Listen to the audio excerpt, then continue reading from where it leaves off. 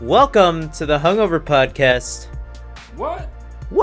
This is a very topical podcast where we talk about everything that tickles our fancy, that interests us in nerd media, real media, other people's medias, whatever's interesting to us.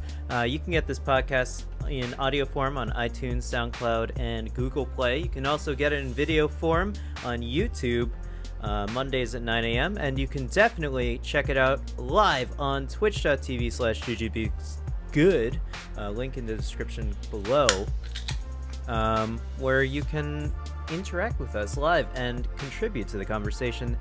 I'm one of your hosts, Julien. I'm just the guy that's over here. Hey, thanks for tuning in, Ivan.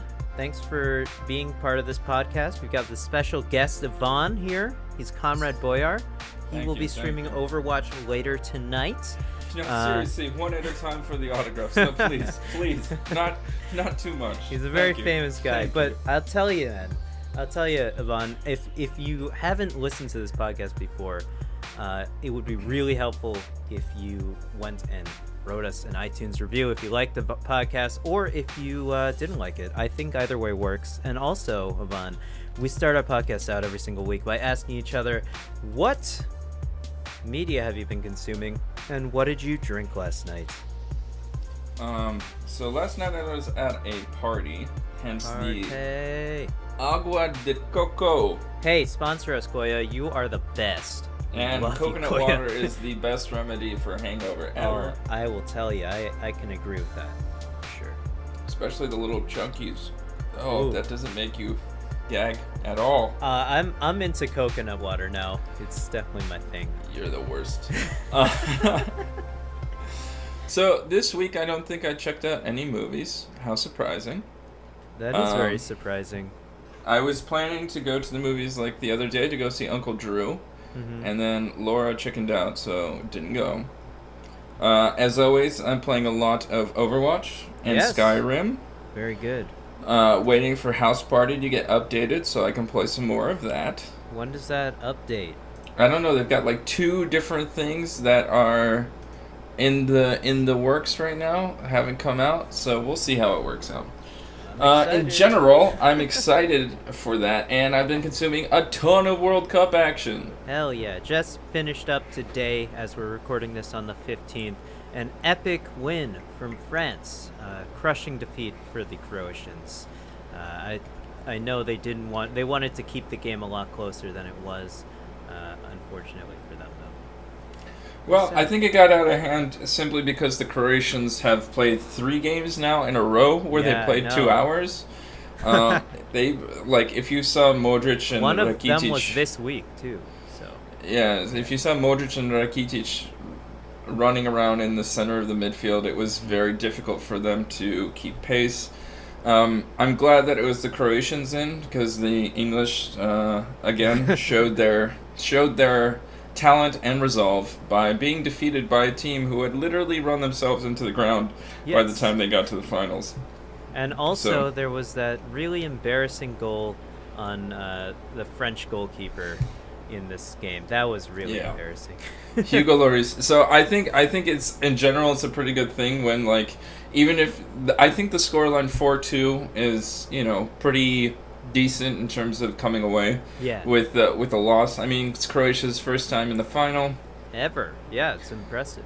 France's second win ever, but Croatia did fairly well. They got to the final 4-2, and they get to make fun of Hugo Lloris. So I think in general they have a good day of celebration ahead of them. And Mbappe got a really great goal. I like that one.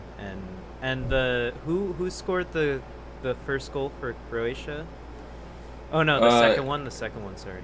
Mandzukic scored off of Lloris, and Perisic scored a real cracker of a. That was amazing. Strike. That was an amazing shot, and it was. There was no way the keeper could have saved that because he couldn't see where it was going. And the same thing happened with Pogba and with Pogba. With Mbappe's so goals, where the keeper was just he was prevented from seeing. He was screened.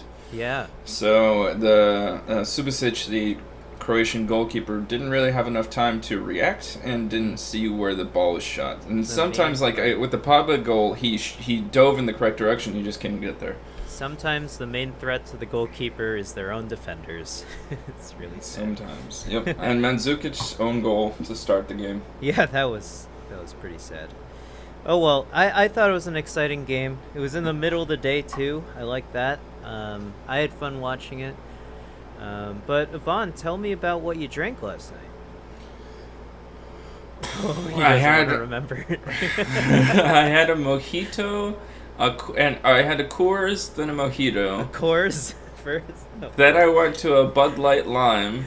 Then I went to a watermelon, salty watermelon tequila drink. Then I went back to beer, and then I had two more of various degrees of beer. Partying too hard, man. That's crazy. And no water in between any of this. What? No Ruski Standard to cleanse your palate? Come on, no. Man. I wasn't at home. I was away. Yeah, but I feel like you somehow find a way at every party to just get it in there. You know? there's it wasn't vodka. Home field advantage. So yeah, and then I came home and played some Overwatch, fairly drunk. What else do you do when you're drunk? I mean, come on. That for like me, fun. it's only video games. I don't know what else I do. What else could you do? That's exciting. For me, I haven't been drinking this weekend because I went out drinking pretty heavily last weekend, and you got to take a weekend off. It has to happen. Yeah, totally. But as for drinking, nothing except for water. I made some chrysanthemum tea, mixed it with. I bought chrysanthemum flowers and jasmine flowers, and steeped those in some hot water with a little bit of honey. We got this new pitcher where we're trying to make some iced tea out of it. It works pretty well. You can pour mostly boiling water into it, and it doesn't shatter, so it's pretty impressive to me. It's tempered glass. And but aside from that, I've been playing a lot of video games, Yvonne. Overwatch for sure. Why would I ever we've been play a killing it. game? We did win a couple games in a row. I'll tell you. We got so close to being plat and gold. One day it will happen. But aside from that, 2 huge games. It was a great game Friday for Nintendo. Project Octopath Traveler, or just Octopath Traveler, came out, as well as Captain Toad's Treasure Tracker. I couldn't resist getting both of them because I never played Captain Toad's, and it's super cute and actually an incredibly fun game. Nice. It's really cute. Basically, you're trying to get stars in a sort of diorama type level, so it's like you rotate the level and you can walk around as Toad. Toad can't jump. It's a Mario game where you can't jump, which is pretty cool, I think. Makes for some interesting puzzles that are a lot of fun. But enough about that. We're all here to talk about Octopath Traveler, the greatest game to grace my Nintendo Switch since The Legend of Zelda or Mario Odyssey. I really love this game. I've been waiting for a turn-based RPG to come around for a long time. Persona 5 was pretty good, but I really like handheld RPGs because I spend a lot of time traveling, and so that's really perfect time to grind out some levels. Nintendo game is a never miss, always worth buying. Absolutely true. I would definitely agree with that. I can't think of one Nintendo published game that was, well, maybe a couple of Star Fox games were pretty bad. But aside from that, I think generally when Nintendo publishes a game, it has the Nintendo seal of approval. But Octopath Traveler, there's 8 different characters, which is super cool. I love an RPG that has a lot of characters in it. Fun to play with. Turn-based, the battle system is really engaging the entire time. So generally in turn-based RPGs, you sort of, once you figure out the battle system, it's just like, I don't want to do these random battles anymore. But I'm actually actively excited to engage in random battles for once. Weird. So it's pretty weird. But it's sort of like this, you have to build up your resources and then you unload them all once you break your enemy's defenses. It's really cool. Not to mention, each character has their own character role, and I haven't got to this part of the game, but I hear there's a job system in the game, so you can change everyone's role. So that is fucking mind-blowing to me, that they would give you that much of an option when it comes to customizing your characters. So I'm super excited for that, and I'm excited for a Pulp Fiction type story weaving system because there's 8 different story paths. This game also looks really cool. I can't praise this game enough. I am having so much fun playing it. Would you say that it's called Octopath Traveler because there are 8 different stories? Absolutely. I can't disagree with that. And no, that's I nailed it. True. Yes, you nailed it, Ivan. I love this game. Go pick it up if you have a Switch and you like turn-based strategy games or turn-based RPGs. But Ivan, I have no segue. What do we do here? That's it. You know, as much as your love for Octopath Traveler has been growing, you know what else is being grown? It's a meaty love. It's what? meaty. Meat in labs. Yes, Ivan. That's what you call weird. A professional transition. Sounds weird to me. That's a segue of the highest order. I'm the best, as they say. You are god tier when it comes to transitions. Let's go. We're talking about big meat and dairy across the United States here. But we're also going to be talking about some cultured meat in a lab. The meat is not cultured. It's actually grown in a cell culture, which is interesting. They've been scientists nowadays have been trying to search for a way to reduce the amount of inhumane deaths to cows and pigs and chickens across the nation. So I think it's not only in America this research is being done, but I would probably have to say most of the research is being done in America. I'm guessing that. Yeah. So, Ivan, can you tell us a little bit more about this? So, the future of food is an interesting one. We have a number of issues which are intrinsically tied into food growth and food consumption, right? So, as a country's wage, like average wage or wealth goes up, they generally also tend to buy more and more meat products. As you saw that link that I sent in the chat, you can see there's a meat consumption by type and country. If you scroll down, and it's like a little graphic here, you can see that from 1990 to 2016, the average trend of meat consumption has been going up across the board. And what's really interesting is that you get these lower income, previously like middle income or lower income countries that are trending upwards in terms of their income, and they are going up and up and up in terms of meat consumption. Now, that's one thing, right? Now we have to look at what does that mean for the growth of different things. So there's that Scientific American thing that I sent you. Mm-hmm. If you take a look at what like the contribution of greenhouse gases to the world based on the consumption of different things, like so CO2 equivalent greenhouse gases from world beef production in 2009 projected it was 1,100. So it's going up and up and up and up and cumulative. So what this is all telling us is that the more meat is produced, especially beef, the more CO2 gas is produced. Mm-hmm. So we have... And methane as well. Right, so methane being the CO2 gas contribution. Methane being a greenhouse gas contribution is what I meant.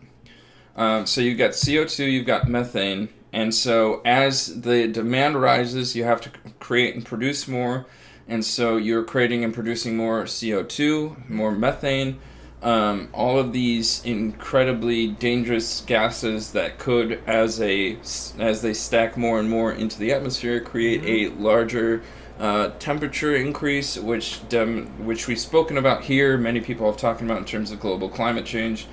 What that means. So what does it mean to have a way of producing meat, which not only is a humane way in terms of not killing an animal because you're growing a cell culture, but might also be a way of producing meat in a setting which is much less impactful on greenhouse gases. Yeah, so we've seen the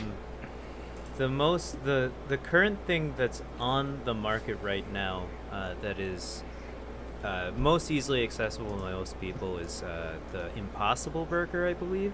Right, It's yeah. entirely plant-based. Let me look it up. Impossible.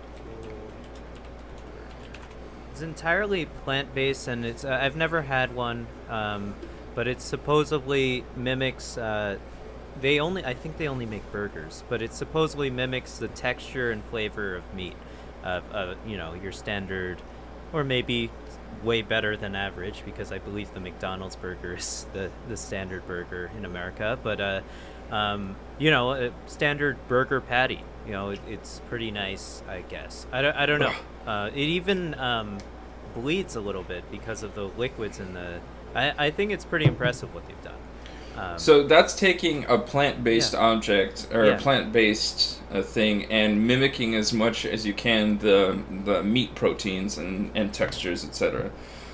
But the future could be split. So we can use these plant-based things to mimic real meat, or we can grow them in a lab.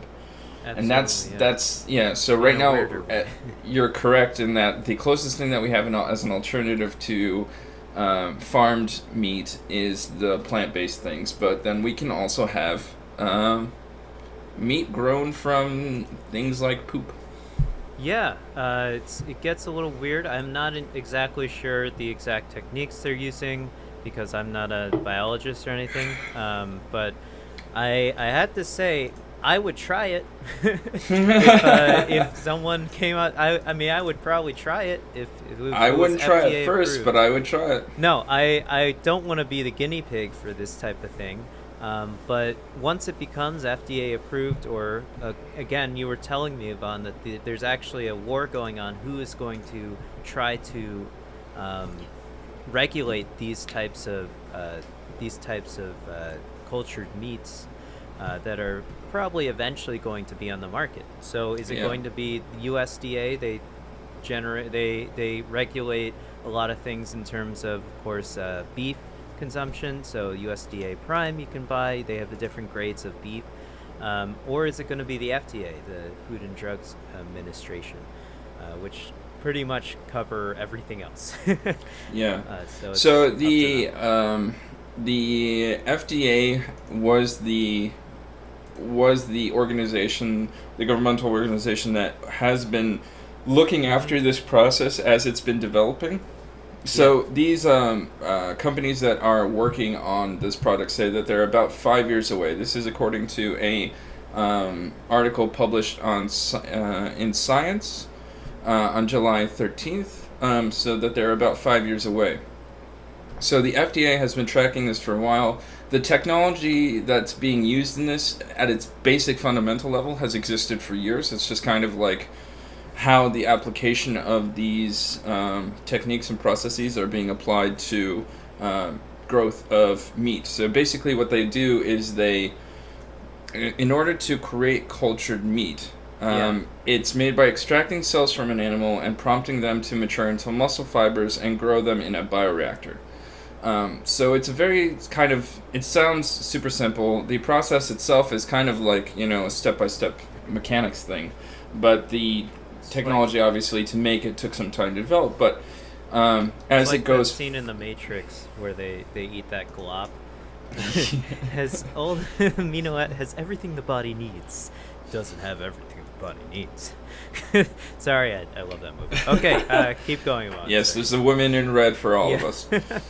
So, but there was a proposal from some people in the House of Representatives that would put the regulation of lab-grown meat in under the auspices of USDA. Mm-hmm. Why would that be an important thing?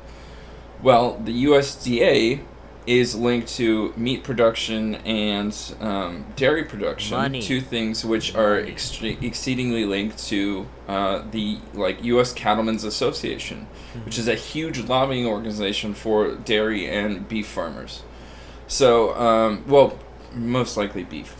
So, what we have is a growing battle of turf wars over which lobbying group would be stronger, and what does that mean for the creation of these things? So, in my perspective, if it's under the regulation of the FDA, then it is more of like a health safety thing and kind of like following the steps of ready for human consumption, etc.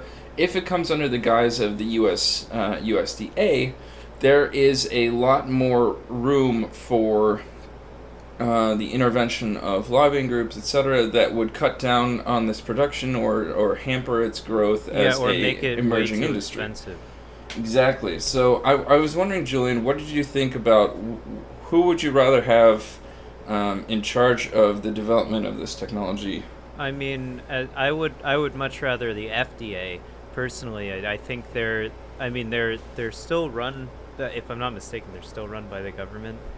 Yes. So yeah, they're both governmental branches. But I don't. I feel like they're separated from outside intervention, like unlike the USDA. I for some reason I feel that way.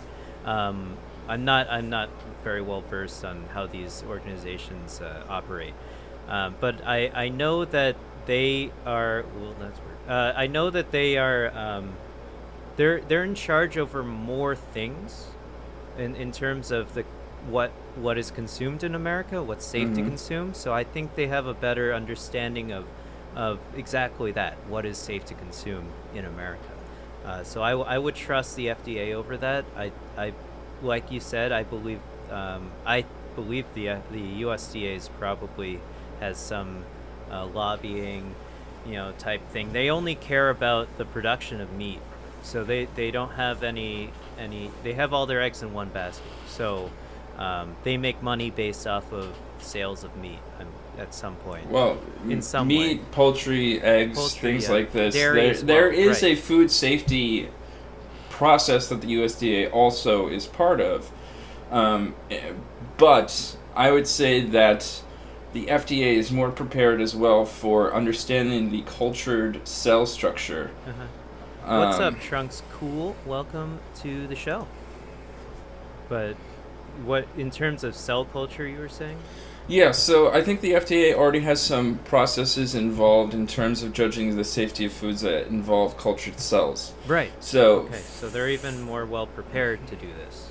Yeah, so the FDA has already been assessing meat food substitutes that incorporate other bacteria or funguses in separate lines of processes. So they're already setting up rules and regulations, processes and procedures in terms of making sure that food is safely processed, etc., which is based in the cultured cell development, as opposed to what the USDA is probably ready to perform. Yeah, so I mean, it's pretty interesting. And I also think, you said this earlier, but one of the most things that the people, when they think of global warming, they don't necessarily think of the implications of what you're eating as part of your contribution, as part of your carbon footprint. But like you were saying, it's a huge part is our production of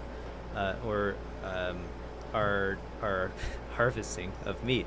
I can't think of the right word right now, but of farming animals, that produces a huge amount of CO2 and methane, like you were saying. So I think that's the one I wanted to say. The one thing that you can actively do to reduce your carbon footprint, that is also the easiest thing you can do, is just reduce the amount of meat that you're eating every day. So just maybe keep it to one meal every day where you eat meat.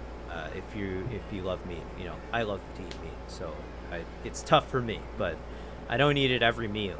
So I think that's important to do.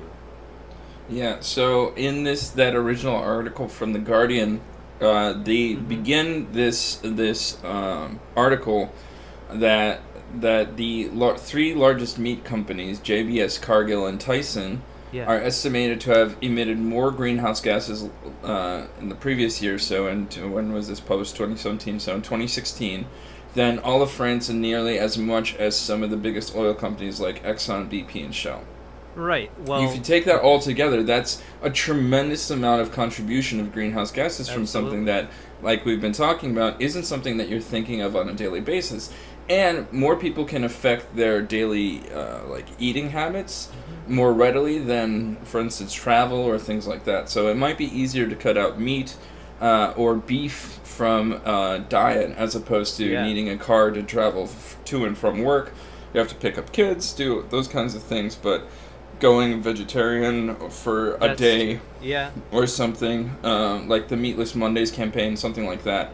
These are all ways that you can readily affect your carbon footprint. And so what we're seeing is that even though this is a thing, as it's based on estimations, because the link between dairy and meat farming and greenhouse gases is not, it's there and exists, but the companies are obviously trying to make it as obscured as possible, so it's not on the forefront of people's minds. So what we have is basically estimations for many of these statistics, although they're very accurate estimations. So these are things that I think we should be able to focus on. So having said that, meat is on the rise in terms of its consumption. I eat meat every day. Yeah, so do I. I just had an egg and spam sandwich this morning. Dude, you had Spam though? Yeah, it's great. I love Spam. Spam is fantastic. I don't think that there would be a large difference between Spam and food, like lab grown cultured meat. Absolutely not. You're right. That is the the as close as I can get to lab culture texture. Maybe not flavor yet, but texture definitely. Spam's good. Yeah. I love Spam. It's great when you fry it up. I love it in a stir fry. So the contribution of livestock production contributes nearly 15% of global greenhouse gas emissions, which is even more than the transportation sector. So this is another of the reasons. So along with the perhaps moral ethical quandary of killing animals or raising animals to be eaten, we have the greenhouse gas effect. So if we can generate food in a lab, Trunks has a good question here, actually, that's pertaining to what you're saying. Okay. Is cultured meat going to be as big in CO2 emissions as its regular grown sibling? This is an excellent question. I don't necessarily know the direct statistics for that, but what I can say is that the way that manufactured meat is produced is you can take basic cells from an animal, and then in a bioreactor with engaging with certain like catalysts of production and different things, stimulate the growth of muscle fibers. Now, what you're doing there is you're taking cells and making them into a muscle, which is what we eat. But you don't have to have land for that cattle to graze on. Yeah, that's huge. Sorry. You don't have to that animal. What you extract from the animal is like one animal, you can create how many more pounds of like meat grown in a lab based on that one animal versus that one animal just being slaughtered and butchered. And you also have corn feed, things like that. So in that cow graphic that we have, you see the breakdown of where the CO2 emissions are coming from. And if you're growing them in a lab, you can cut down on where those emissions are coming from. So you don't have the land, you don't have the feed, you don't have things like that. So I think in general, it should be CO2 a bit more forgiving. So definitely. There's a lot of the CO2 does indeed come from the waste that the animal produces. Cows fart a lot, so that actually is, it's funny as it sounds, is a huge factor to why there's a lot of methane gas in our atmosphere, and CO2 as well, obviously. So it's pretty interesting to note. On that note, you made me watch that weird Korean movie. What was it? With the super pig? Okja. Okja. I highly suggest people interested in this topic to go see that movie. Not only is it an exciting movie to watch, and it takes place in Korea and in America, but I think it's completely related to this. Basically, this company designed a super pig. Basically, it would not only taste delicious, produce more meat, but it also produced a lot less waste because it did not produce as much. Sorry, it did not produce as much waste when it was taking a poop, for instance. It had these little bead-like poops that it would like try to shoot at people. It's pretty funny. But yeah, I think that movie is worth watching. It's on Netflix now, I think. But yeah, that's related. It is a Netflix movie, so I would assume that it's on Netflix. Oh, it was produced by Netflix. I didn't know that. Yeah. Cool. So Okay, the other thing is weird movie. Weird movie. the other thing is producing in a lab requires X amount of ingredients that go into it. So the animal cell culture, whatever you need to run and facilitate the growth in a bioreactor, as well as obviously electricity, and the majority of, for instance, U.S. electricity is still generated from coal plants. So there's also that level of contribution of CO2. So in general, I would say that there's probably... Labs definitely waste a lot. I agree. I'm part of the problem. But absolutely, I think, because scientists generally don't, like, when you're on the grind and you have to finish your experiment, you don't really pay attention to what you're doing and how much you're wasting in terms of electricity, in terms of chemicals not down the drain, but in the waste bin. You don't really pay attention to. You just want to get the right results. So it will be a huge lead up to in 5 years. They predicted that we will probably have going to at least human trials, right? Clinical trials of I don't even know if that's the right word. That's for medicines, but clinical trials. You understand what I'm saying, for this meat grown in labs, possibly for human consumption. Yeah, so there's going to be a huge ramp up in the next 5 years of scientists trying to produce the right, get the formula right, the taste right, the texture right. I think texture will probably be the most important, as you can influence taste by how it's cooked, but or whether or not it needs to be cooked. I don't know. But yeah, there's going to be Can we grow fully cooked meat in a that lab? would be so cool. I think they figured out how to reverse boiling an egg. I don't know why they would want to do that, but I think I saw something. I saw like that. That Was pretty interesting. But actually, it is pretty useful how to figure out.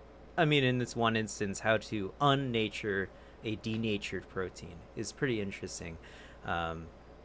Just that as a miscellaneous scientific fact, or Poggers in the chat. But yeah, so is there a possibility to get cultured human meat for consumption in the future? Holy shit, there are so many ethical boundaries with that. I don't know. I feel like there's enough ethical boundaries with this lab grown meat, but I don't know. I fully doubt that would happen. Just so we can find out, the human curiosity, what do I taste like? I need to know. I think somewhat that goes back to our, what was it, the lab kit? What's it? It was John Oliver just did a segment on it, but we actually talked about first on this channel. Watch John Oliver copy us on food stuff. We get copied all over the place. John Oliver, fuck you, man.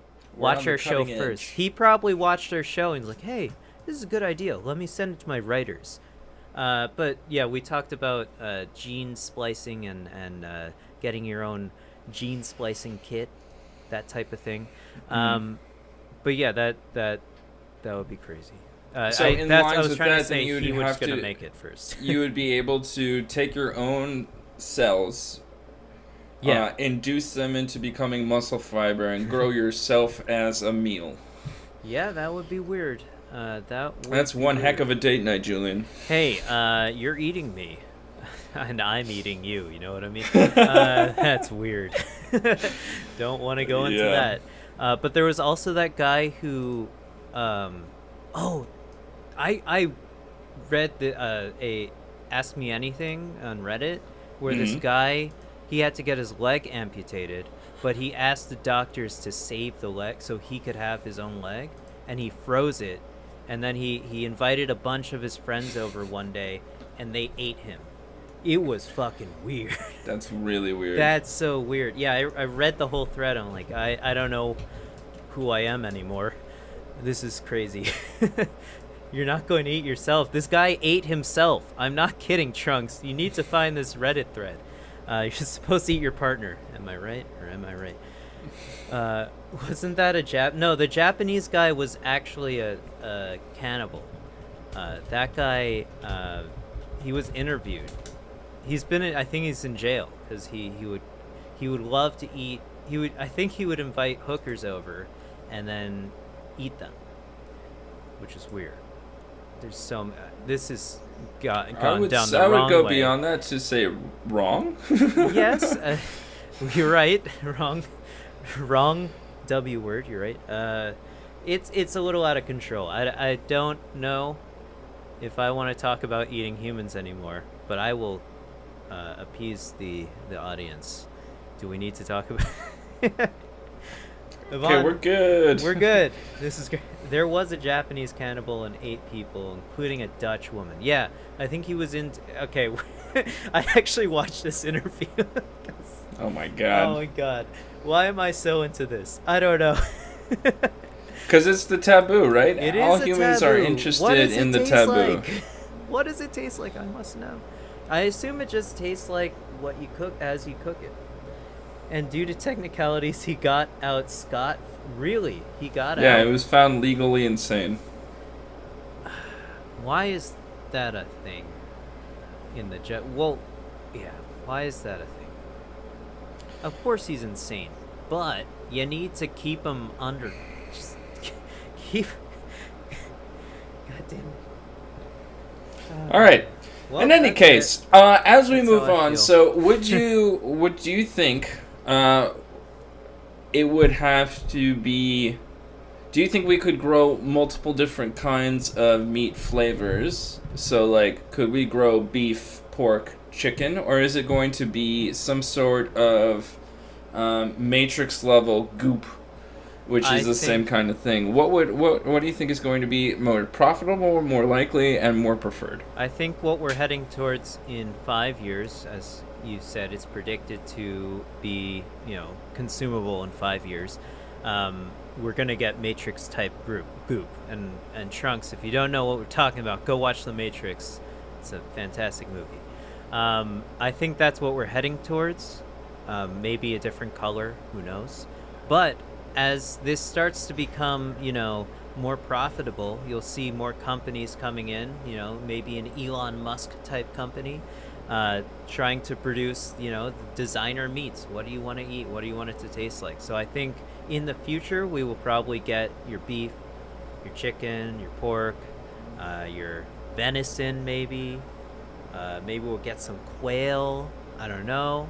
But definitely in the beginning, it'll just be Matrix goop, which is kind of gross. Matrix It goop probably is kinda tastes gross. like runny oatmeal, honestly. That's what they were eating. That has iron in it, right? The rolled Yes. oats? I would suppose so. Muesli. That's what we're eating. Muesli is delicious. I'm not saying it's not. Put some An honey on it. appropriate muesli is great. I like a good muesli in the morning. So what do you think is the future of food as we move forward? So, I mean, we've got the ability to lab cultured meat.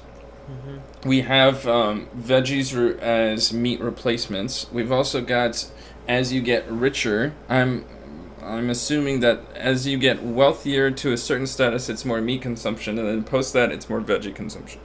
Yes, I would have to say. I mean, Ooh, Look, that's a good point too, or actually. companies will try to produce rare meat. Yeah, like some lion's neck. That would be delicious to try, but super horrible to do. What if we Deactivate. Jurassic Parked Or dinosaur giraffe meat? neck. I would try it. I'll be the first in line. Look, I want to try. Alligator is delicious, right? Gator meat is pretty tasty. I've never had crocodile. I don't know if you can eat that. Kangaroo? Kangaroo, I've never had, but there is a restaurant. There's an Australian restaurant, or was an Australian restaurant in New York City that did serve kangaroo kebabs. Pretty interesting. You watch DBZ plenty. They ate dinosaur, right? Gohan, there's a really fucked up Where he episode. keeps He keeps running chopping up off the dino tail. That's so messed up, Gohan. That dinosaur doesn't have any balance now. He doesn't have a tail. Come on, man. Just keeps chasing him every morning. But yeah, so I think as we're I hope. Okay, here's how I want it to be. America consumes. And I only have experience in America. I know America consumes probably more meat than majority of countries in the world. Not to mention we produce a lot of the meat. So I don't think you can convince the majority of Americans to even reduce the amount of meat they eat. So I think, though, that perhaps you can substitute at least a little bit of that. I think you could get a lot of people on board with this culture meat, including, obviously vegetarians and vegans. They'll love this shit. But I don't think you can convince, the middle of America, farmers and, actually probably farmers. You probably couldn't convince farmers, which, their livelihood is their livestock, right? So Right. it becomes an ethical issue there to a certain extent, even though our planet is more important than our farmers, I would say, I think, personally. But, that becomes an ethical issue, right? That, as you were saying again, or a couple weeks ago, you told me about the ethical issues with using GMOs. I mean, aside from, the cancer-causing ones. There's a lot of problems if you don't use GMOs and you're a farmer, you end up getting screwed if you so happen to be next to a GMO using farmer or in that type of situation, and they can end up screwing over your crops. So there's your livelihood there. So it becomes an ethical issue at that point. And I don't know how we're going to tackle that going forward. It's going to have to do from a lot of different parties, both political and down to the farmers, that are going to have to regulate this type of thing. It's going to get crazy, actually. It's going to get pretty intense. I don't know how to balance out a growing population. Right. And our population's growing. Right, and the population is growing in multiple places across the world, like a growing population, a growing wealthy population, and denying those growing populations or the countries that are moving up in terms of their GDP per capita. How do we deny those people access to increased health or increased food and increased meat portions, etc., as we go forward? Since, like, for instance, if everybody based their consumption on American consumption, yeah, we would run out of resources on the earth. Absolutely. But do we then tell people who are moving up into that middle income country status that they can't have the same thing that Americans have been doing forever? Definitely, yeah. There was a great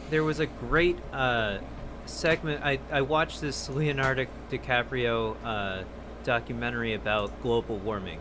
That's exactly what he went to India, which is actually a huge producer of greenhouse emitting gases. Even though there's a lot of poverty in India. So exactly what you're saying, we can't necessarily deny India from from using the things that we already use in the first world countries. So because they're just trying to, raise the financial level of their general population, and they're barely making ends meet. And if you just deny them, simple things like producing electricity using coal or things like that, we can't reduce India's pollution in that way, even though they're actually reducing their greenhouse emitting gases pretty much just as well as America is currently. So I think that's China's the biggest solar producer, buyer, whatever. Right now, yes, they are. They're the fastest growing solar sector in the world is through China. Right. So even though they produce a ton of greenhouse gases and have like meat consumption to link it into what we're talking about, their meat consumption is skyrocketing. They are also one of the leading innovators in terms of alternative energy sources. Mm-hmm. So it's a lot about balancing out those two kind of conflicting views of the world. Right, and I know the Chinese are doing it just to make money, but at least they're doing it. At least they're making useful things. I agree. And the Chinese will always eat so much pork. Hey, I love my pork. In fact, I'm gonna cook some pork tonight. I have some pork belly. It's making me hungry talking about all this meat. It's really bad that this is making me want more meat, but it actually is. Yeah, so look, I think the bottom line here, Ivan, is what can you do to be more aware of your carbon footprint? I think, like we said earlier, the absolute easiest thing you can do to reduce your carbon footprint today is to just not eat beef. Honestly, beef, you could just cut beef out of your diet. You don't even have to cut out all meats out of your diet, and you've already reduced your carbon footprint by quite a bit, I would say, if you completely cut it out of your diet. That being said, the occasional burger, go for it. God, I love a good burger. I love a good burger. They get the bacon burger. Oh my God! Bacon the last burgers I made were What's the best burger? I took bacon, I food processed it, I mixed it into a 97% lean beef. Okay. So then I got the fat from the pork. Nice. Get some so mayo delicious. on there, I feel like. I feel like a mayo, BLT on a burger is probably the best burger. Okay.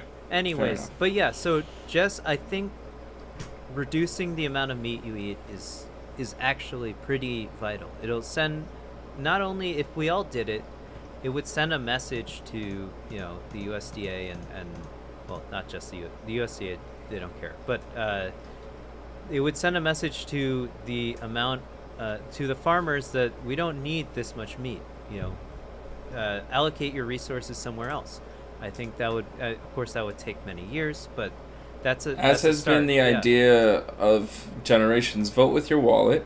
Definitely. I think the first thing that you can do in terms of that is that eat more chicken.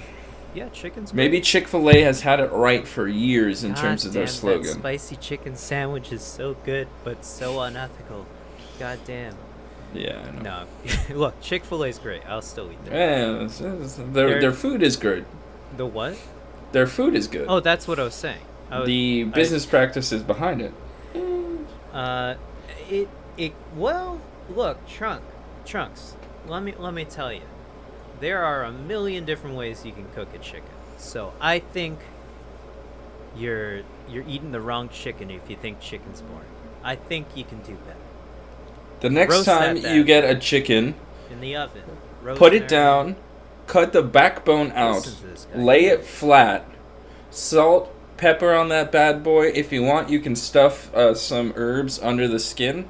I would go your classic rosemary, thyme, garlic. Get some garlic and sage, just a little bit under there. Throw that in the oven, 415 for an hour, maybe an hour and 10 if you want to be real sure that it's cooked through. As long as you lay it flat, it's cooked. You're going to get yourself some delicious chicken. And if you can put it on an elevated pan, like roasting shelf or whatever it's called. My God, it's my favorite Save way the to cook a juices, chicken. make a sauce out of it. What are you doing? What are you doing? Chicken's not boring. Come on. No, chicken, but look, steamed chicken, delicious. Pan-fried chicken, roasted chicken, fried chicken, let's go. Chicken all day. Put that in a buttermilk Come batter. We're out of control. Sorry, Trunks. No, I can understand. Look, if you were eating chicken every day, yes, that would be boring. But you don't have to eat chicken every day. There's a lot of different things. You can eat fish. You can eat seafood. You have a nice salad every now and then. Come on, guys. We got this. We can save the world. One step at a time. What's going to happen to all the cows when the beef gets toned down a lot? What are the consequences there? Well, that's a good question. I would have to say, I mean, the cows, how long is the lifespan of a cow, Bon? Probably about 20 years. Well, what we're talking about is the eventual reduction of beef production. Right, so what we're talking about in a day. Yeah, is that year over year you are requiring fewer cows to fulfill the demand of the meat production. Properly. So the same way that we've had an increase in beef production and an increase in cows and like cattle in general, you can slowly roll that back, and you just have less and less need for cattle. So you don't force you're not forcing the like birth rate as much for cattle. You can control birth rates, etc. for domesticated animals, like we spay and neuter cats. You don't have to have bulls mate, etc. So you can cut down on those processes because they're not natural as is in terms of like beef production. So you cut down on those things, and over time you get less and less cattle. The cattle that are there are used for their whatever the designated purposes. We've got veal or beef production, etc. And then slowly over time we roll back how many cows are being used to fulfill the hopefully diminishing requirement for beef. Poultry is a lot less so. Yeah, right. So I agree with what you're saying.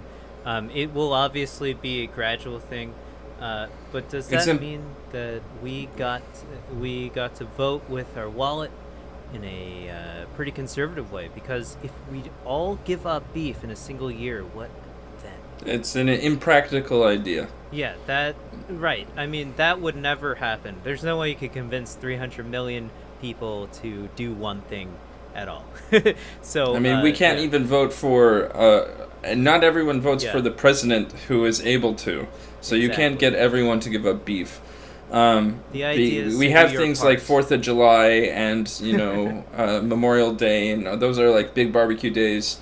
In the South, there's a big barbecue, like beef is a way of life. Mm-hmm. So I'm not saying that we should even eliminate it completely. I'm just saying that it is a necessity to cut back on the amount of production that we have now because it's unsustainable. Maybe if we continue business as usual right now, the UN, like climatologists, food specialists, etc., have said that it'll take 20 to 30 years to go past the point of no return in terms of raising the global temperature 1.5 to 2 degrees Celsius, which kills off a ton of plant life and animals in the oceans and things like that, which leads to the desecration of entire ecosystems. Yeah, you're right. Right, we weren't saying to maybe I actually said completely cut it out. I take that back, just reduce it, right, guys? We can't all give up beef. Come on. But I'm just saying maybe go for the turkey burger next time. They're still just as good. Not on a personal level, like an individual can cut it out completely. Yeah. But in the global scope of how populations work, how population trends work, it will not be a global giving up of one thing. Yeah. That would. And people still don't wear seatbelts. Exactly. Right. You can't even do that. Yeah. My girlfriend's uncle has just a seatbelt buckle, not the entire seatbelt, and he just puts that in because that's so dumb. That is the dumbest thing. I'm sorry, Nikki. I'm sorry. That's so dumb. Oh god.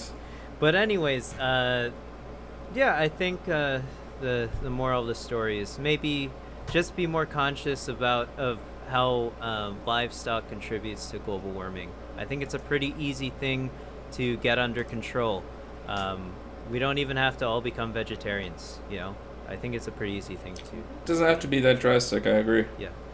I'm just saying that if you were to want to tone it down, this might be a scenario to still plan for. Highly likely that it's going to happen, but imagine if it does. That might be pretty spoopy. Spoopy? Never vegetarian. Hell yeah, I can't be a vegetarian. Some rage. Yeah. All right, Julien, thank you so much for tuning into this topic. I think we've gone close to our hour point here. Yeah. Trunks, thank you so much for contributing. You had some very interesting points and questions that I don't think we were thinking in that direction. No, often. Absolutely not. Thank you so much for coming by. But Ivan, we end our podcast every single week in a song in a segment called Hungover Radio. This is where you, the listener or viewer, can send in your music. Whether you're in a band, you sing your own music, that type of thing, to gaminghungover@gmail.com. Links in the description below if you're watching on YouTube or listening on podcast services around the globe. Yvonne, if no one sends in, as is quite usual, we've only ever gotten one submission. Despite having this segment for like a year and a half. A year and a half. Of course, Trunks, you're very welcome. We do these streams every week. Except for 2 weeks ago. Then I get to pick a song unless Yvonne thinks of one right now. French national anthem? No. Nah, screw fuck them. Whatever. Mbappe, though. He's really good. I'm going to pick a song from Octopath Traveler because I'm still super hyped about that game. Let's go. Octopath Traveler OST, Therion, the Thief, happens to be one of my favorite characters in the game so far. He's pretty awesome. You can just walk up to pretty much any NPC and just steal from them. Pretty sick. So go check out this song. Wait. How does the song thing work? You just send it in, man. If you want to send in a song, we will absolutely play it for all the listeners, Trunks. Send it to game if you have an MP3 of it, or you can just if you just want to play someone else's song, we can do that as well. You can send a link. Generally, it's something that you or somebody that you know has worked on. We can also, if you have like a video game song that you want us to play at the end of the thing, we can also link that into. Yeah, we're trying not to get a copyright strike. That's our goal. So we can send it in for I had nowhere to go with that. I don't know either. Look, we're gonna play Trunks' song now, once he sends it in, for all the audio listeners, unless you don't want to send it in. Now this segment's going too long. The Twitch delay is out of control. I don't know what's going on. They're really doing fireworks now? You missed that day. Come on, guys. Well, anyways, I don't have any songs. Oh yeah, absolutely. For next week, you can totally send in a song, Trunks. Thanks for your input. Absolutely. Oh, you're a 3D animator, not a music designer. Hey, you need some music for your 3D animations. So, it's alright, man. Hey, next week, we'll totally play Trunks' song if you send it in to gaminghungover@gmail.com. But today, we're going to play Octopath Traveler, Therion's theme, which, yeah, that'll be it. All right, cool. Thanks, everyone. Thank you, Trunks. Bye. Bye. Definitely Trunks and Captain Video. Catch you guys next week.